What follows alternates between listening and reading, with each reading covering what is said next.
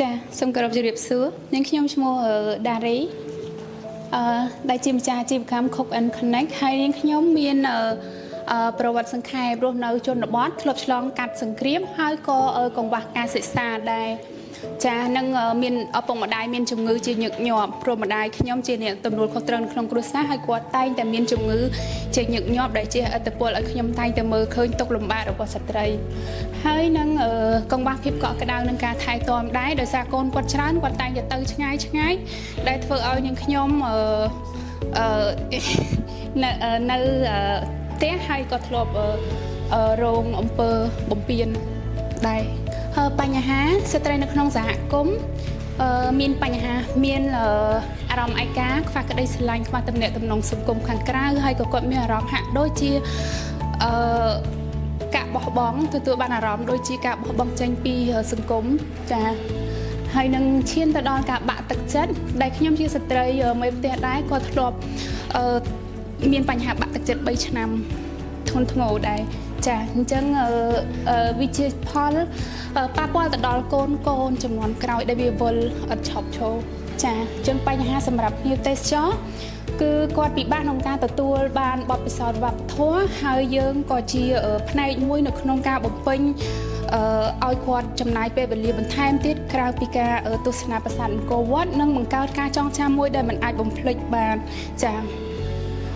ចក្ខុវិស័យយើងចង់ឃើញស្ត្រីនៅក្នុងសហគមន៍ស្គាល់ពីតម្លៃរបស់ខ្លួនរស់នៅដោយស្មើភាពគ្នាក្នុងសង្គមនិងមានជីវិតមួយដ៏រីករាយចង់ឃើញភ្ញៀវទេសចរមកកម្ពុជាទទួលបានបទពិសោធន៍និងការចងចាំមួយដែលមានអត្ថន័យមិនអាចបំភ្លេចបានផ្សារភ្ជាប់ជាមួយសហគមន៍ចាបេសកកម្មគឺយើងបង្កើតការងារនិងលើកកម្ពស់ទៅដល់ស្ត្រីនៅក្នុងសហគមន៍គឺយើងបង្កើតការងារគឺបង្កើតឲ្យស្ត្រីអាចយកអ្វីដែលរបស់ផ្ទាល់ខ្លួនរបស់គាត់ឧទាហរណ៍ចំណេះគាត់ការធ្វើម្ហូបនៅប្រចាំតំបន់គាត់បើកផ្ទះគាត់ហើយគាត់យកអ្វីដែលគាត់មានផ្ទះបាយរបស់គាត់ដែលតែងតែថាស្ត្រីវិលចង្ក្រានមិនជុំយើងយករបស់ទាំងនោះប្រែមកជាកន្លែងមួយដែល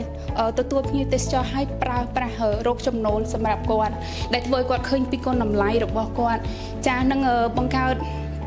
បទពិសោធន៍ទៅដល់ភ្ញៀវទេសចរតាមរយៈការផ្សារភ្ជាប់ទំនាក់ទំនងទៅដល់ស្ត្រីមេផ្ទះចាយើង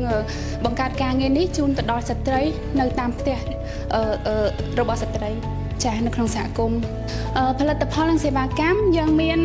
បង្រៀនភ្ញៀវទេសចរធ្វើអាហារនិងការកំសាន្តនៅក្នុងមូលដ្ឋានដូចជាការបង្ហាញឲ្យគាត់ឃើញអំពីការចិញ្ចឹមមាន់ទាជ្រូកគោក្របី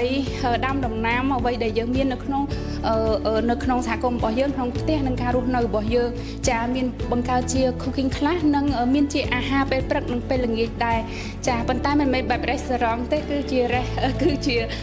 ការមកលេងដូចជាភ្ញៀវមកលេងផ្ទះលេងមិត្តភ័ក្តិអញ្ចឹងចា